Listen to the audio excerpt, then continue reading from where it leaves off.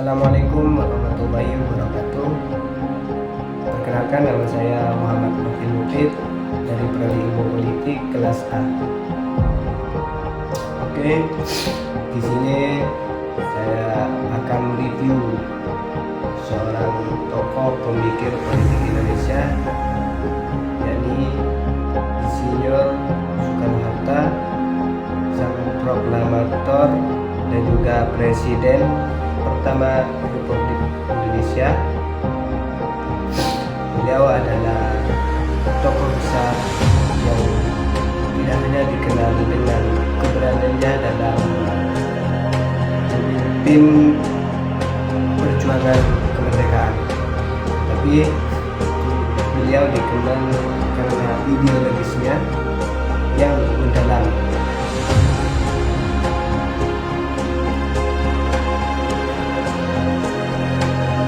Dan gagasan utama yang mewarnai perjuangan dan kepemimpinannya adalah nasionalisme revolusioner dan marxisme, yaitu keduanya merupakan fondasi dari semangat pembebasan bangsa Indonesia ini dan dari penjajah, serta upaya menciptakan keadilan sosial bagi seluruh rakyat.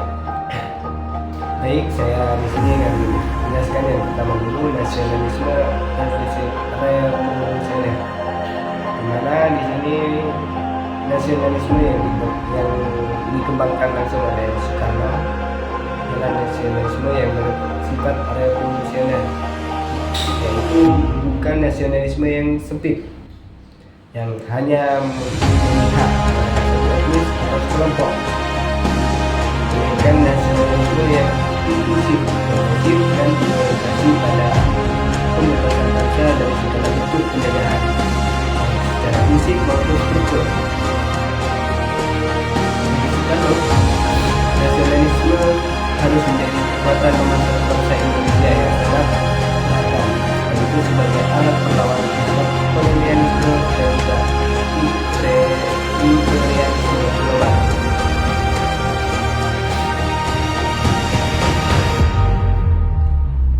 Sini juga dijelaskan bahwa nasionalisme revolusioner yang dipropagandakan oleh Soekarno juga merupakan sebuah panggilan untuk melakukan perubahan radikal terhadap sistem sosial dan juga politik yang menindas.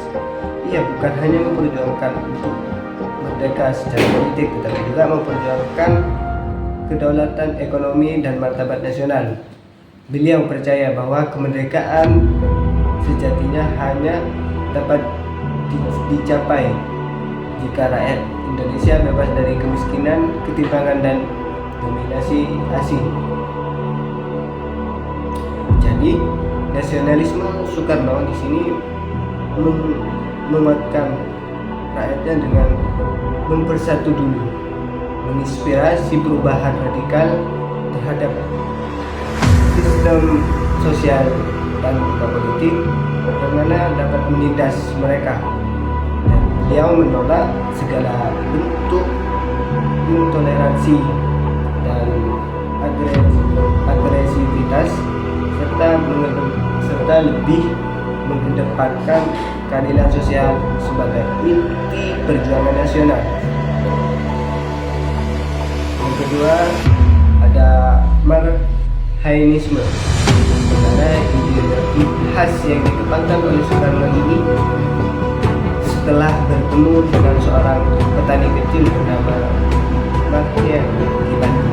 Dari pertemuan ini, Soekarno menyadari bahwa rakyat Indonesia mayoritas bukanlah proletariat seperti dalam teori Marx, melainkan petani dan pekerja kecil yang memiliki alat produksi namun tidak memiliki akses terhadap distribusi kekayaan secara adil, di mana Marxisme menjadi simbol dari rakyat kecil Indonesia yang hidup dalam kemiskinan struktur meskipun bekerja keras.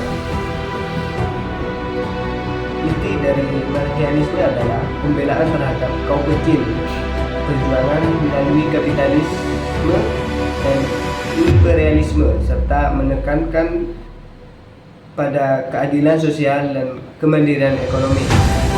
Itu bukanlah sekedar adaptasi terhadap sosialisme atau komunisme, tetapi merupakan formulasi khas Indonesia yang sesuai dengan kondisi sosial dan budaya bangsa. Ini agar rakyatnya bisa berdiri di atas kaki sendiri, tidak menjadi konsumsi.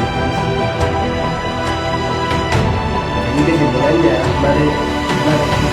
Marxisme adalah ideologi khas Soekarno yang berfokus pada pembelaan rakyat kecil, perjuangan melawan kapitalisme dan juga imperialisme, di mana di sini beliau mewujudkan keadilan sosial dan kemandirian ekonomi sesuai kondisi di Indonesia.